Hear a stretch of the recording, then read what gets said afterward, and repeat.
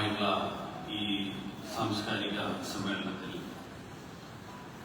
അധ്യക്ഷത വഹിക്കുന്ന believers eastern ചർച്ചിന്റെ Thiruvananthapuram ഭദ്രാസനത്തിന്റെ അധ്യക്ഷൻ മാത്യൂസ് മാർ സിൽവാനിയോസ് എപ്പിസ്കോപ്പ അവർ,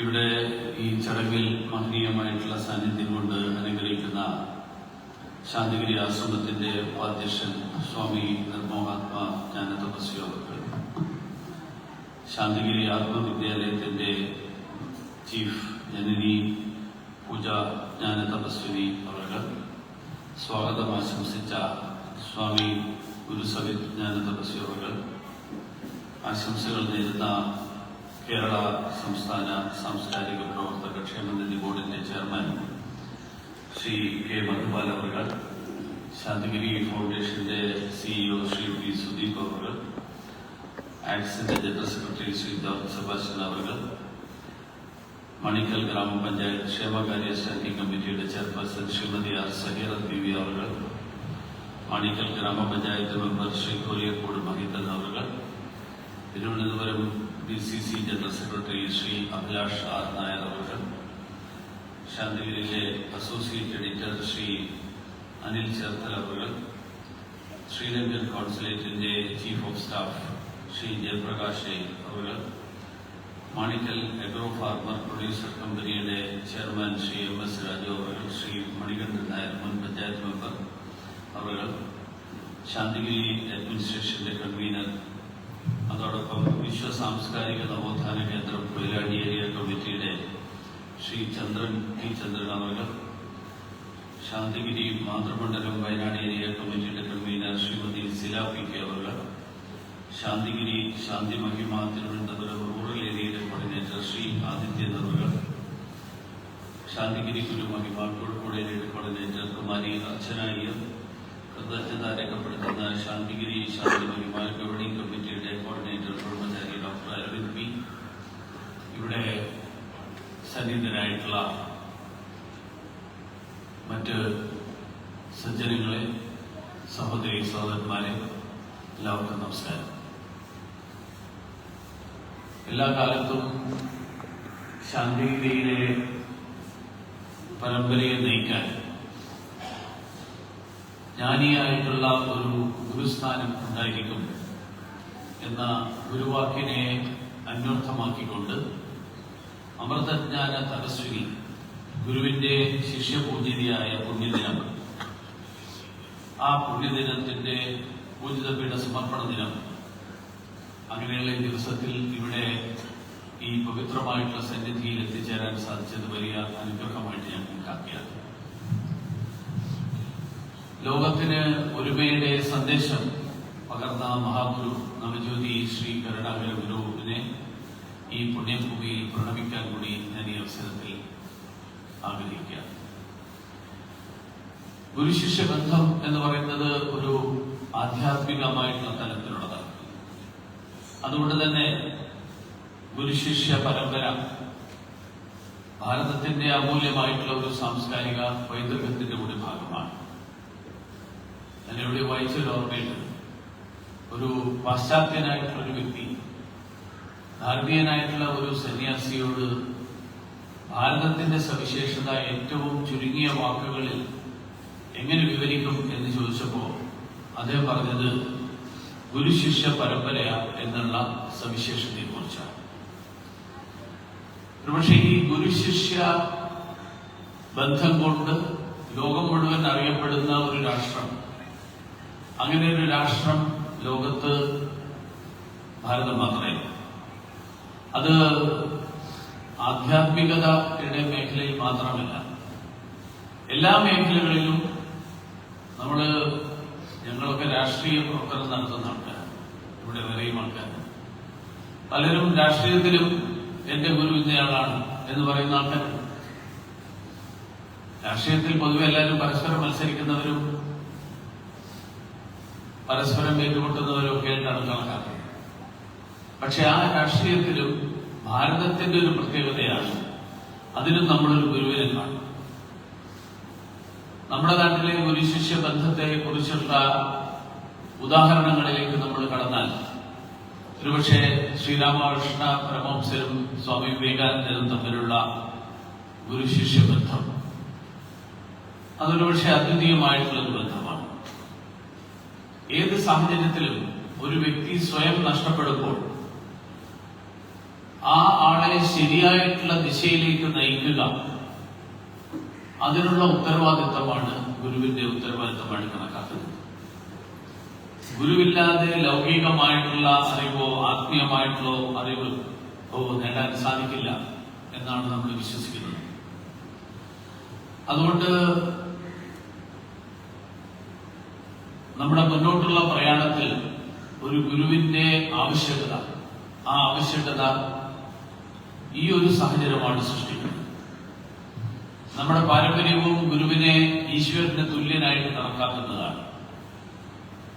അച്ഛനെയും അമ്മയെയും ഗുരുവിനെയും മാതാപിതാ ഗുരുദേവം എന്നുള്ള സങ്കല്പവും ആശയവും, ആ ആശയമാണ് ഗുരുവിനെ കുറിച്ച് നമുക്കുള്ളത്. ഉള്ളിലെ അന്ധകാരത്തെ അകറ്റുന്നവർ, ഇരുളിനെ ഇല്ലാതാക്കുന്നവർ, നമ്മുടെ ജീവിതത്തിന് പ്രകാശം പരത്തുന്നവർ, ജീവിതത്തെ സാർത്ഥകമാക്കുന്നവർ, അതാണ് ഗുരുവിന്റെ റോൾ എന്നാണ് നമ്മൾ കരുതുന്നത്. ധാരാളം ഗുരുക്കന്മാരെ, ആചാര്യന്മാരെ നമ്മുടെ പുരാണങ്ങളിലും വിവരിച്ചിട്ടുണ്ട്. വേദവ്യാസ മഹർഷിയായാലും ദ്രോണാചാര്യനായാലും വസിഷ്ഠനായാലും എല്ലാവരും ഗുരുക്കന്മാരായിരുന്നു. അന്നത്തെ കാലത്ത് രാജകുമാരന്മാർ പോലും ഗുരുകുലത്തിൽ പോയി വിദ്യാഭ്യസിക്കുക എന്നുള്ളതായിരുന്നു അന്നത്തെ രീതി. ആ ഗുരുപരമ്പര ആധുനിക കാലഘട്ടത്തിലെത്തിയപ്പോ അത് ശ്രീശങ്കരനിലും ശ്രീനാരായണ ഗുരുവും ചട്ടമ്പിസ്വാമികളും ഉൾപ്പെടെയുള്ള ആളുകളിലുമൊക്കെ അവരെല്ലാവരും ഒരർത്ഥത്തിൽ പറഞ്ഞാൽ ഇരുട്ടിനെ അകറ്റിയിട്ടുള്ള മഹാഗുരുക്കളായിരുന്നു.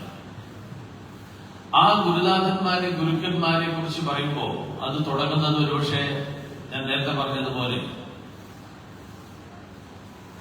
സർവശക്തനായിട്ടുള്ള ഈശ്വരനിൽ നിന്നാണ് തുടങ്ങുന്നത്. ഗുരുബ്രഹ്മ ഗുരുവിഷ്ണു ഗുരുദേവോ മഹേശ്വര. ബ്രഹ്മാവും വിഷ്ണുവും ശിവനുമാകുന്ന ഗുരുവിന് നമോവാകും. അങ്ങനെ ഒരു പാരമ്പര്യം, ആ പാരമ്പര്യമാണ് നമ്മുടെ പാരമ്പര്യം. അപ്പൊ അടുത്ത ഏതാനും ദിവസങ്ങൾക്കകം ശിവരാത്രി എത്താൻ പോവുകയാണ്. ശിവരാത്രിയുടെ ഭാഗമായിട്ട് വ്രതം എടുക്കുന്ന ആൾക്കാരുണ്ട്. അത്തരം വ്രതാനുഷ്ഠാനങ്ങൾ നമ്മുടെ